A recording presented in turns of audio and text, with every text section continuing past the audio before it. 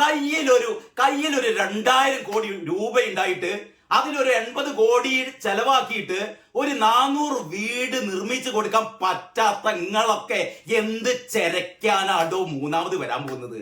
ഇതിന്റെ അങ്ങേപ്പുറം എനിക്കൊന്നും പറയാനില്ല കേട്ടോ. അന്തംഗമികൾ നിങ്ങൾ പറയടോ, നിങ്ങൾ പറ. ഈ പറയുന്ന കാരണഭൂതത്തിനും ടീമിനും ഇനിയും അധികാരം കൊടുക്കണം എന്നാണോ നിങ്ങൾ പറയുന്നത്?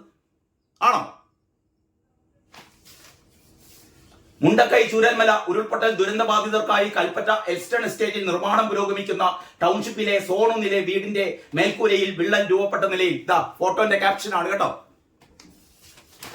മതിയായല്ലോ അല്ലെ? രാവിലെ തന്നെ സഖാക്കന്മാർക്ക് എല്ലാവർക്കും വയറു നിറയെ കിട്ടിയല്ലോ അല്ലെ?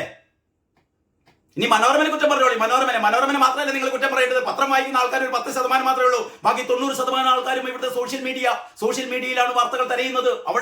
അവിടെ നിങ്ങൾക്ക് നിയന്ത്രിക്കാൻ പറ്റില്ല കേട്ടോ. അവിടെ കൃത്യമായി ഈ പറയുന്ന നൗഫൽ ഉൾപ്പെടെയുള്ള ആൾക്കാർ വന്ന് പറയുകയാണ്, കണ്ടില്ലേ ഞങ്ങളുടെ വീടിന്റെ ഒരു അവസ്ഥ.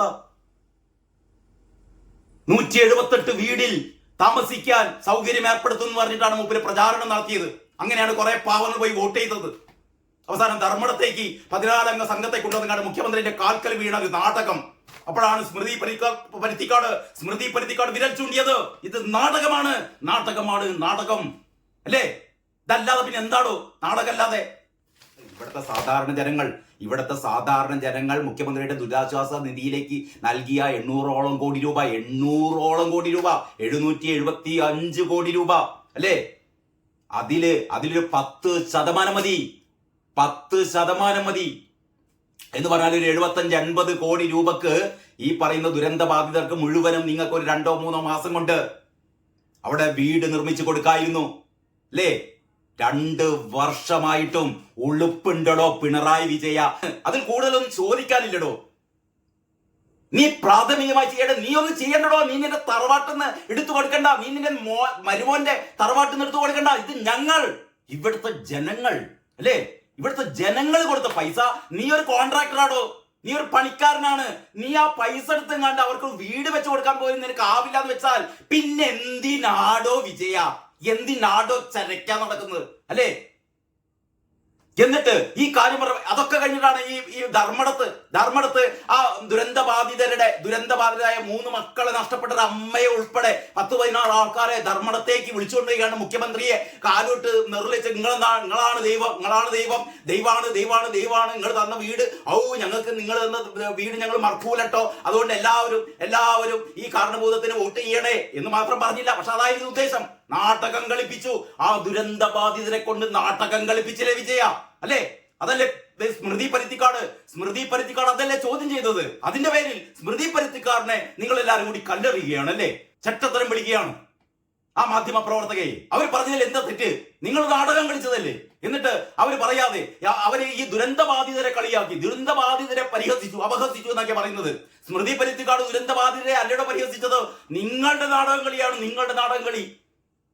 ഇന്ന് മലയാള മനോരമ പടവും വാർത്തയും കൊടുത്തിട്ടുണ്ട് കേട്ടോ. നിങ്ങൾ ഈ പണി പൂർത്തിയാക്കി എന്ന് പറയുന്ന 178 വീടില് ഒരാൾ കയറി ചെന്ന് കഴിഞ്ഞപ്പോ എന്താ കാണുന്നവരോ? വിള്ളല്. എന്താണ്? ഭൂമി കുലുക്കത്തെ ഉരുൾപൊട്ടലിനെ ഒക്കെ തടയാൻ പറ്റാവുന്ന വീടാണ് അത്ര നിർമ്മിച്ചു കൊടുത്തത്. എടോ, ഇവിടെ ഒരു ചാറ്റൽ മഴ പെയ്യുമ്പോഴത്തേക്ക് അതിന്റെ മുകൾ ഭാഗം വിണ്ടു കീറിയടോ. ഈ വേനൽക്കാലത്ത് മുകൾ ഭാഗം വിണ്ടു കീറിയടോ വിജയ. പോയി കാണടോടെ. അത് തോന്നിയാസം ചെയ്തിട്ട് 3-ാം തവണ നിനക്ക് അധികാരം തരണോ? ഞാനത് ആദ്യം കാണിക്കാം. മലയാള മനോരമയിലെ വാർത്ത. ഇന്ന് പത്രങ്ങളിൽ ഇന്നലെ മുതൽ സോഷ്യൽ മീഡിയയിൽ മുഴുവനും ആ വാർത്തയുണ്ട് കേട്ടോ. മാത്രമല്ല ഈ വയനാട്ടിലെ ദുരന്ത ബാധിതർക്ക് പ്രതിമാസം അവർക്ക് ഒരു 50,000 രൂപ തൽക്കാലത്തേക്ക് അവരുടെ ജീവിത വൃത്തിക്ക് വേണ്ടിയിട്ട് ഒരു 50,000 രൂപ കൊടുക്കാന്ന് പറയുന്നത്. ഇന്നത്രയായി 17-ാം തീയതി അല്ലേ? ഇന്ന് 17-ാം തീയതി വിഷു. 15-ാം തീയതി വിഷുക്കാലത്ത് പോലും ഇന്ന് പോലും അവർക്ക് പൈസ കൊടുത്തിട്ടില്ല. ഇതൊന്നും ഞാൻ നേരത്തെ പറഞ്ഞ പോലെ ഇതൊന്നും പിണറായിന്റെ തറവാട്ട് നിർത്ത് കൊടുക്കേണ്ടതായി. നമ്മൾ കൊടുത്ത പൈസ ഇയാൾ പിന്നെ എന്ത് ചെയ്തോ വിജയ? പറയണോ? ഈ 800ഓളം കോടി രൂപ കേന്ദ്രം കൊടുത്ത വേറൊരു 1400 കോടി രൂപ എല്ലാം കൂടെ 2000 കോടി രൂപ വെച്ചിട്ടാണ് ഈ ദുരന്ത ബാധിതരെ കണ്ണീർ കുടിപ്പിക്കുന്നത് കേട്ടോ വിജയ. വിഷുവിന് പോലും ഇവർക്ക് എന്താ പറയാ, ഇവർക്കുള്ള ഭക്ഷ്യക്കിറ്റ് കൊടുത്തില്ല. ഇവർക്ക് ഈ പ്രതിമാസം കൊടുക്കാന്ന് പറഞ്ഞ 9,000 രൂപ കൊടുത്തില്ല. പിന്നെ എന്തിനാടോ താൻ ബാധ്യം പൂരിപ്പിക്കുന്നില്ല കേട്ടോ. വയനാട് ടൗൺഷിപ്പിലെ 2 വീടുകളിൽ വിള്ളൽ. ഉളുപ്പുണ്ടോ? ഭൂമി കുലുക്കത്തെ ഉരുൾപൊട്ടലിനെ ഉരുൾപൊട്ടലിനെ ഒക്കെ തടയാൻ പറ്റുന്ന വീടാണത്ര. എന്നിട്ട് കേട്ടോ, വയനാട് ടൗൺഷിപ്പിലെ 2 വീടുകളിൽ വിള്ളൽ. വെറുതെ അല്ലാതാ ഫോട്ടോതാ. പാവം ഒരു ദുരന്തബാധിത വീട്ടിനുള്ളിലേക്ക് ഒന്ന് കടന്നു നോക്കിയതാണ്. അവിടെ എന്തായാലും താമസിക്കാൻ പറ്റില്ല. വൈദ്യുതി ഇല്ല, വാട്ടർ കണക്ഷൻ ഇല്ല, ഒരു സൗകര്യം ചെയ്തു കൊടുത്തിട്ടില്ല. എങ്കിലും അയാൾ തനിക്ക് വേണ്ടിയിട്ട് അനുവദിക്കപ്പെട്ട വീടാണല്ലോ നേരത്തെ തുറന്നു നോക്കിയതാണ്. മേലേക്ക് നോക്കിയപ്പോൾ അത് ആകാശം കാണുന്നു. ഇയാൾ ഉണ്ടാക്കി കൊടുത്ത വീടാണ്. ഇങ്ങനെയായിരുന്നു പണ്ട് ആ പെട്ടിമുടിയിലും ഇതേപോലുള്ള പണ്ട് ഇത്തരത്തിലുള്ള ഈ ഉരുൾപൊട്ടലുകളൊക്കെ നടന്ന സ്ഥലങ്ങളിൽ ഇവർ ഉണ്ടാക്കി കൊടുത്ത വീടതാണ്. അവിടെ മഴക്കാലത്ത് ആർക്കും താമസിക്കാൻ പറ്റുന്നില്ല. മഴക്കാലത്ത് ഒരു തുള്ളി വെള്ളം പുറത്തു പോകില്ല എന്നാ പറയുന്നത്. മഴക്കാലത്ത് ഒരു തുള്ളി വെള്ളം പുറത്തു പോകില്ല. ഒക്കെ വീടിനുള്ളിലേക്ക് വരുത്താനുള്ള ആധുനിക സംവിധാനമാണ്. അത് തന്നെയാണ് തോന്നുന്നു ഇവിടെയും ഈ പിണറായി വിജയന്റെ ഈ പറയുന്ന കാളികൂളി സംഘം ഉണ്ടാക്കി കൊടുക്കുന്നത്. വയനാട് ടൗൺഷിപ്പിലെ 2 വീടുകളിൽ വിള്ളൽ. ദുരന്തബാധിതർക്കായി സർക്കാർ പ്രഖ്യാപിച്ച ദിനപത്ത കൂപ്പൺ വിതരണങ്ങൾ മുടങ്ങിയെന്നും പരാതി. കേട്ടോ, എല്ലാ അന്തംഗമികളും കേൾക്കണം ഈ വാർത്ത. മലയാള മനോരമ വെറുതെ പറഞ്ഞല്ല. നിങ്ങൾ സോഷ്യൽ മീഡിയ നോക്കൂ. സോഷ്യൽ മീഡിയയിൽ നിരവധി സോഷ്യൽ മീഡിയ പ്ലാറ്റ്ഫോമുകളിൽ ഈ സംഭവമുണ്ട്. അവിടുത്തെ ദുരന്തബാധിതർ വിവരിക്കുകയാണ്. വെറുതെ പറയുകയല്ല, അവര് കാണിച്ചു കൊടുക്കുകയാണ്. കണ്ടില്ലേ വിള്ളലിത. അപ്പോഴത്തേക്കാണ് കോൺട്രാക്ടർ വന്ന് വീട് പൂട്ടിയിട്ട് മേലെ എന്തെല്ലോ കലക്കൊഴിക്കുകയാണ്. മുണ്ടക്കൈ ചൂരൽമല ഉരുൾപൊട്ടൽ ദുരന്തബാധിതർക്കായി എൽസ്റ്റൺ എസ്റ്റേറ്റിൽ നിർമ്മാണം പുരോഗമിക്കുന്ന ടൗൺഷിപ്പിലെ 2 വീടുകളിൽ വിള്ളൽ. ബാക്കിയുള്ള വീട്ടുകാർ തുറന്ന് അട്ടത്തേക്ക് നോക്കിയാൽ എത്ര പേർക്ക് ആകാശം കാണാൻ ഇനിയിപ്പോ വരാനിരിക്കുന്നേ ഉള്ളൂ. ഇപ്പൊ 2 വീട്ടുകാർക്കേ മനസ്സിലായിട്ടുള്ളൂ വിള്ളലുണ്ട് എന്ന്. ചൂരൽമല സ്വദേശി നൌഫലിന് ലഭിച്ച സോൺ 1-ലെ 8-ാം നമ്പർ വീടിന്റെ മേൽക്കൂരയിലാണ് വിള്ളൽ. നിർമ്മാണ ചുമതലയുള്ള Uralungal labour contract cooperative society അധികൃതരെ കണ്ട് നൌഫൽ പരാതി അറിയിച്ചതോടെ മേൽക്കൂരയിൽ ലീക്ക് പ്രൂഫ് പ്രവൃത്തി നടത്തി. എന്താ പറയുക, ഇതുവരെ താമസിക്കാത്ത വീടുകളില് ലീക്ക് പ്രൂഫ് നടത്തുകയാണ്. ലീക്ക് ഒഴിവാക്കാനുള്ള നടപടിക്രമങ്ങൾ. തൊട്ടപ്പുറത്തെ വീട്ടിലും സമാനമായ രീതിയിൽ വിള്ളൽ ഉണ്ടായിട്ടുണ്ട്. ഉരുൾപൊട്ടലിനെ വരെ പ്രതിരോധിക്കാൻ ഉതകുന്ന വീടാണ് നിർമ്മിക്കുന്നത് എന്ന സർക്കാരിന്റെ വാദം നിലനിൽക്കുമ്പോഴാണ് നിർമ്മാണത്തിന് തൊട്ടു പിന്നാലെ വീടുകൾക്ക് വിള്ളൽ വീണത്. അല്ലേ? ഇനി എന്താണോ നിങ്ങളോടൊക്കെ പറയേണ്ടത്? എന്താ പറയേണ്ടത്? അതേസമയം ഉരുൾബാധിതർക്കായി സർക്കാർ പ്രഖ്യാപിച്ച ദിനപത്ത കൂപ്പൺ വിതരണങ്ങൾ മുടങ്ങി.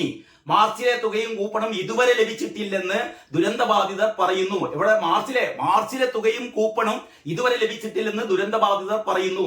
ദുരന്തബാധിത കുടുംബത്തിലെ 2 പേർക്ക് പ്രതിദിനം 300 രൂപ തോതിൽ 9000 രൂപയാണ് പ്രതിമാസം ദിനപത്തയായി നൽകുന്നത്. അത് കൊടുത്തില്ല.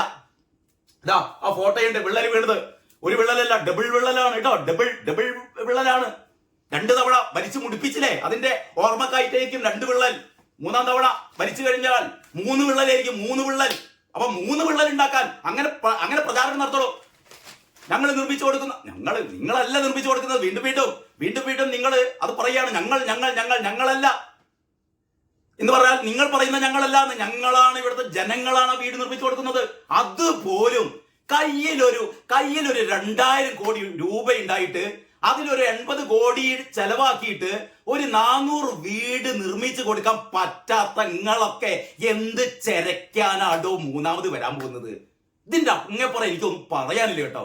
അന്തംഗമികൾ നിങ്ങൾ പറയടോ. നിങ്ങൾ പറ. ഈ പറയുന്ന കാരണഭൂതത്തിനും ടീമിനും ഇനിയും അധികാരം കൊടുക്കണം എന്നാണ് നിങ്ങൾ പറയുന്നത്? ആണോ?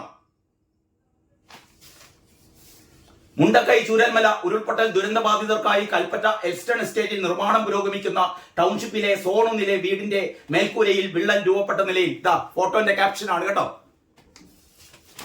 മതിയായല്ലോ അല്ലെ? രാവിലെ തന്നെ സഖാക്കന്മാർക്ക് എല്ലാവർക്കും വയറു നിറയെ കിട്ടിയല്ലോ അല്ലെ? ഇനി മനോരമനെ കുറ്റം പറഞ്ഞോളി. മനോരമനെ മാത്രമല്ല നിങ്ങൾ കുറ്റം പറയേണ്ടത്. പത്രം വായിക്കുന്ന ആൾക്കാർ ഒരു 10% മാത്രമേ ഉള്ളൂ. ബാക്കി 90% ആൾക്കാരും ഇവിടുത്തെ സോഷ്യൽ മീഡിയയിലാണ് വാർത്തകൾ തിരയുന്നത്. അവിടെ നിങ്ങൾക്ക് നിയന്ത്രിക്കാൻ പറ്റില്ല കേട്ടോ. അവിടെ കൃത്യമായി ഈ പറയുന്ന നൗഫൽ ഉൾപ്പെടെയുള്ള ആൾക്കാർ വന്ന് പറയുകയാണ്, കണ്ടില്ലേ ഞങ്ങളുടെ വീടിന്റെ ഒരു അവസ്ഥ. 178 വീടിൽ താമസിക്കാൻ സൗകര്യം ഏർപ്പെടുത്തുമെന്ന് പറഞ്ഞിട്ടാണ് മൂപ്പര് പ്രചാരണം നടത്തിയത്. അങ്ങനെയാണ് കുറെ പാവങ്ങൾ പോയി വോട്ട് ചെയ്തത്. അവസാനം ധർമ്മടത്തേക്ക് 14-അംഗ സംഘത്തെ കൊണ്ടുവന്നാണ് മുഖ്യമന്ത്രിയുടെ കാൽക്കൽ വീണ ഒരു നാടകം. അപ്പോഴാണ് സ്മൃതി പരുത്തിക്കാട് വിരൽ ചൂണ്ടിയത്. ഇത് നാടകം അല്ലേ? ഇതല്ലാതെ പിന്നെ എന്താടോ നാടകമല്ലാതെ? കഴിഞ്ഞ മാസം ആദ്യവാരത്തിലാണ് മുണ്ടക്കൈ ചൂരൽമലയിലെ 178 വീടുകൾ ആദ്യഘട്ടം ആകെ 400 ചില്ലാൻ വീടുകളാണ് നിർമ്മിക്കുന്നത്. അതിൽ 178 വീടുകൾ പണി പൂർത്തിയായി. ഇതാ താമസിച്ചോളൂ, ഞങ്ങളിതാ LDF സർക്കാരിന്റെ ഒരു മഹത്തായ പ്രവർത്തനം എന്നൊക്കെ പറഞ്ഞിട്ട് താക്കോൽ വിതരണമൊക്കെ നടത്തി. പക്ഷേ 1.5 മാസം കഴിഞ്ഞിട്ട് വിഷു കഴിഞ്ഞിട്ട് പോലും അതിലൊരു വീട്ടിൽ പോലും ഈ ദുരന്ത ബാധിതർക്ക് താമസിക്കാനാവുന്നില്ല എന്ന് പറഞ്ഞാൽ വീടിന്റെ പണി തീർന്നിട്ടില്ല. ഉളുപ്പുണ്ടോ പിണറായി വിജയ? ഉളുപ്പുണ്ടോ? നിങ്ങളുടെ കമ്മിക്കൂട്ടങ്ങൾ ആ സ്മൃതി പരുത്തിക്കാടിനെ പോയി കണ്ട് പൊങ്കാലിടുകയാണല്ലോ അല്ലേ? സ്മൃതി പരുത്തിക്കാട് വളരെ കൃത്യമായ കാര്യമാണ് പറഞ്ഞത്. നിങ്ങൾ ഈ പറയുന്ന മുണ്ടക്കൈ ചൂരൽമല ദുരന്ത ബാധിതരെ നിങ്ങൾ എന്ത് ചെയ്തു? നിങ്ങളുടെ ഒരു എന്തിനു വേണ്ടിയിട്ട്? നിങ്ങളുടെ ഒരു പ്രൊമോഷന് വേണ്ടിയിട്ട്, അതായത് നിങ്ങളാണ് ചെയ്തത് എന്ന് വരുത്തി തീർക്കുകയാണ് നിങ്ങൾ.